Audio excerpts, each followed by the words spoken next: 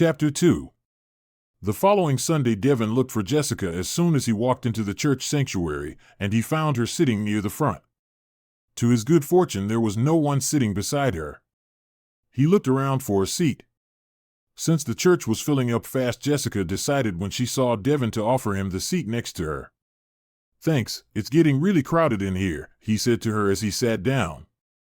"No problem," Jessica said with a friendly, natural manner. Before either of them could say anything else, the service began. All throughout the service, Devin acted like everyone else, raising his hands and singing while still keeping an eye on Jessica to make sure she noticed how spiritual he was. After the last amen was uttered, people started filing out of the building. Devin followed Jessica outside saying, "Wasn't that a great sermon?" She responded, "Yes, it certainly was." Devin smiled at her and then, feeling a little bolder now, he said, "The way Pastor Benson told the story of Isaac and Rebekah, I never realized love could hold such beauty. And it was amazing the way the servant was so obedient to Abraham and how he worked with God to find Isaac's wife. Yes, it is truly amazing." Jessica continued, "You know, it is so important to let God take control of your dating life. There are so many people who pray for finances and healing and a life partner, but they don't tithe and they don't read healing scriptures and they definitely don't consult God on their dating life. This girl is too creepy," thought Devin, "the way she carries herself and the way she speaks." A part of him wanted to run and never see her again, but another part of him was intrigued because he had never seen a girl who loved the Lord as much as Jessica did.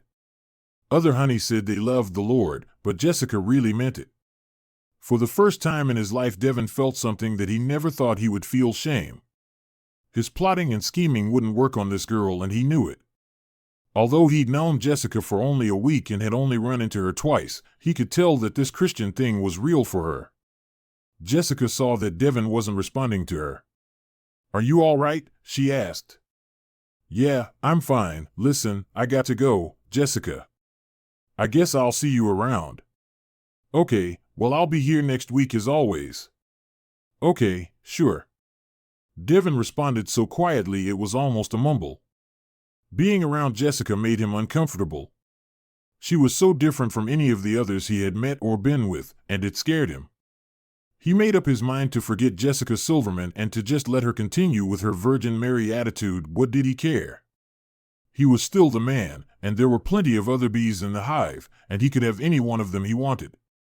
Over the next few months, Devin continued to have his fun dating women, sleeping with them, and then throwing them away without a second thought. Jessica tried to get his attention at church, but whenever she did, he ignored her.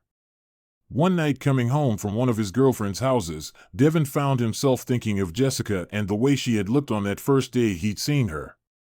There has to be a way to get this honey to break down, but what is it? She's so, and then suddenly his thoughts were interrupted by an idea.